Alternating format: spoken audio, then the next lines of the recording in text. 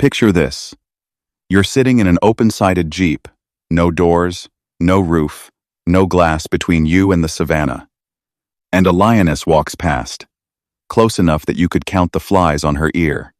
400 pounds of muscle, teeth built to crush bone, and she looks at you for exactly 1 second, and then keeps walking. No crouch, no stare, no interest at all. If you saw that same lioness on foot, 10 feet away, with nothing around you, you would very likely not survive the encounter. So here's the question nobody quite asks out loud on safari, because they're too busy taking photos to think about it. Why doesn't she attack? Why isn't every single safari, every single day, a horror story? The answer isn't that lions have learned to respect humans. It isn't that they're secretly tame, or gentle, or trained. The real answer is stranger than that, and once you understand it, you will never look at a safari jeep the same way again. And this isn't some rare exception either.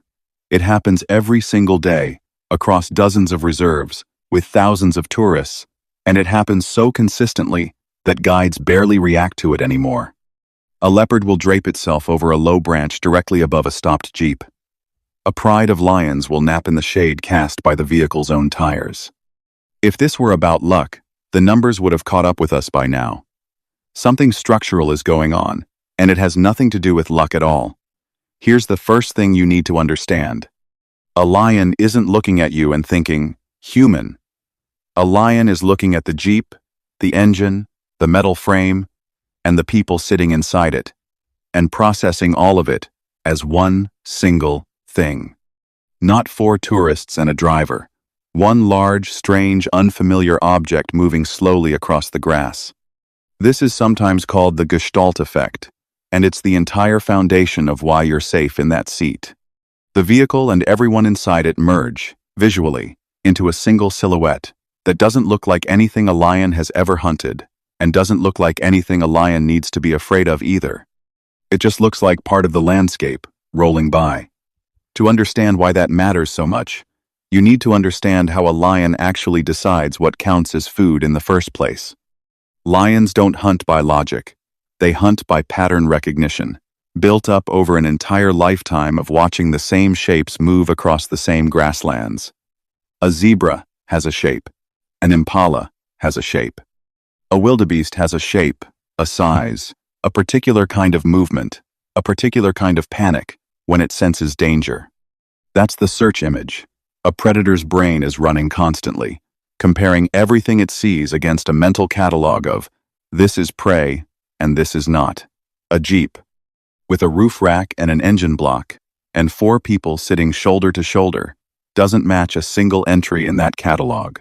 It's too big, too oddly shaped, and it does none of the things prey animals do.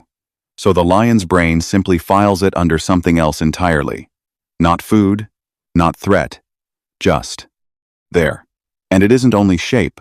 Predators build their picture of prey from 3 main channels: sight, sound, and smell. And a safari vehicle fails every single one of them, on purpose. Start with sound. A frightened impala doesn't move in a steady rhythm.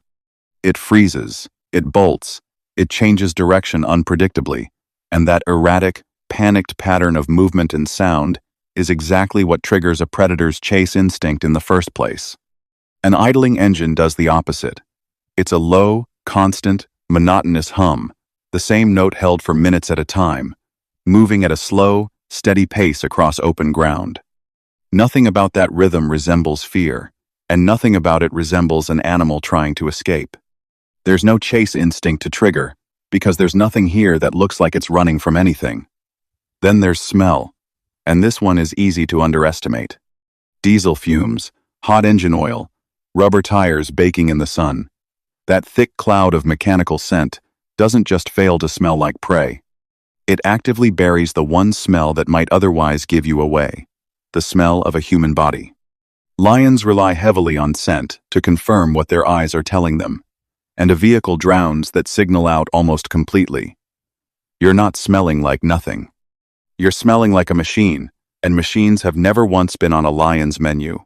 Now here's where the energy economics come back in, because lions are, by nature, some of the most calculated hunters on the planet.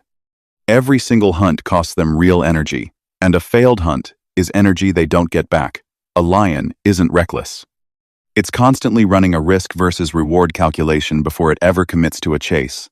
And an enormous, unfamiliar, metal object, one that has never once produced a meal for any lion in that pride's entire multi-generational memory, simply isn't worth the risk. There's no reward on the other side of that gamble, only the possibility of a broken tooth or a shattered rib against solid steel, for an animal whose survival depends on staying uninjured. So the calculation resolves itself instantly. Ignore it. Move on. There's an actual impala grazing 30 meters away, and that one, unlike the Jeep, is a bet worth making. But here's the part that should genuinely unsettle you, because this entire system is built on an illusion, and illusions can break. The second a person stands up in that Jeep, reaches an arm out for a photo, or worse, climbs out entirely, the single silhouette shatters. Suddenly, instead of one large, unfamiliar, non-prey-shaped object, the lion's brain is looking at something it does recognize instantly. A human shape. Upright, two-legged, moving independently, smelling distinctly human underneath the diesel now that it's no longer sealed inside the vehicle's scent cloud. That recognition can flip the entire equation in less than a second, from ignore to investigate to, in the worst documented cases, something far more dangerous. This is precisely why every experienced safari guide gives you the same instructions before you even leave camp. Stay seated. Keep your arms inside. No sudden movement, no standing up for a better photo, no legs dangling over the side. Every one of those rules exists because every one of those actions breaks the one illusion keeping you safe and turns you, instantly, back into something. A lion's brain already knows exactly how to hunt. And there's a second layer to this that makes the whole thing even more fragile than it looks. This safety isn't instinct. It's not something lions are born knowing. It's learned, generation after generation, through decades of repeated, harmless exposure to vehicles that never once attacked, never once produced a meal, and never once behaved like prey. That conditioning is entirely local. A lion that has spent its whole life around safari traffic in a reserve like the Serengeti or the Masai Mara has had years to build that trust into its instincts. A lion somewhere unmanaged, somewhere vehicles are rare or entirely new, has none of that history to draw on, and the same Jeep, the same silhouette, the same diesel smell, might not produce the same calm reaction at all. The piece you're witnessing isn't a fact about lions in general. It's a fact about that specific pride, in that specific park, built up over years of consistency that could, in theory, unravel the moment that consistency breaks. So the next time you're sitting in that Jeep and a lioness walks close enough to touch, remember what's actually happening. She isn't tolerating you out of respect. She isn't afraid of humanity. She's looking at one large, slow, oddly shaped, non-prey-smelling object rolling across her territory, exactly like she has 1,000 times before. And her brain has already made its calculation before you ever noticed her looking. Stay in your seat, keep your shape intact, and to her, you were never even there.